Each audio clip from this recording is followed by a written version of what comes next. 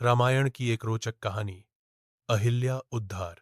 रामायण में कई अद्भुत और प्रेरणादायक कहानियां हैं, लेकिन उनमें से एक बहुत ही मार्मिक और रोचक कथा है अहिल्या उद्धार की।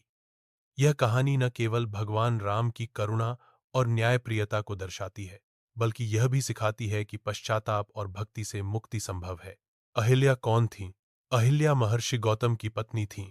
वे अत्यंत सुंदर, बुद्धिमती और तपस्विनी थीं। ब्रह्मा जी ने स्वयं उनका निर्माण किया था और उनका विवाह गौतम ऋषि से हुआ था। वे पति पत्नी साथ में आश्रम में तपस्या करते थे, लेकिन उनकी सुंदरता को देखकर इंद्रदेव मोहित हो गए और उन्होंने छल से अहिल्या को पाने की योजना बनाई। इंद्र का छल।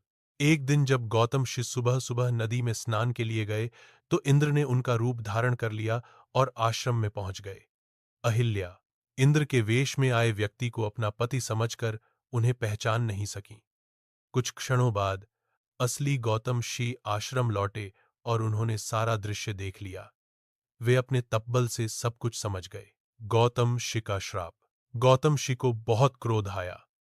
उन्होंने इंद्र को शाप दिया कि उसका शरीर सदा के लिए हजारों योनियों स्त्री अंगों से ढका रहेगा।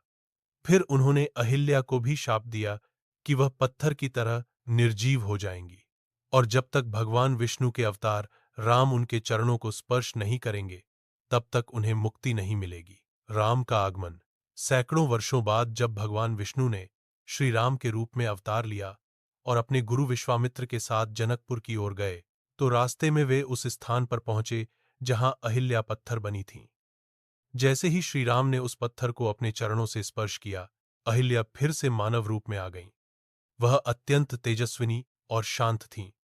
उन्होंने श्री राम के चरणों में गिरकर धन्यवाद किया और मुक्त हुईं। इस कहानी का संदेश। अहिल्या उद्धार की कथा हमें यह सिखाती है कि किसी की भूल चाहे कितनी भी बड़ी क्यों न हो, यदि वह सच्चे मन से पश्चाताप करे और ईश्वर पर विश्वास रखे, तो मुक्ति संभव है। यह भगवान राम के करुणामयी स्वभाव को भी दर्शाती है कि वे न्याय के साथ साथ दया के अवतार भी हैं।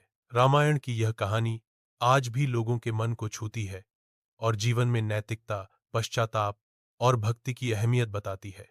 अहिल्या का उद्धार न केवल उनका पुनर्जन्म था, बल्कि समाज के लिए एक गहन संदेश भी था कि नारी को अपवित्र कहना आसान है, पर सत्य जानना और न्याय करना सबसे बड़ा धर्म है। अगर आप चाहें तो मैं रामायण की और भी कहानियां बता सकता हूं, जैसे सीता स्वयंवर, जटायु की वीरता या हनुमान की लंका यात्रा। अतः सर्च वॉइस।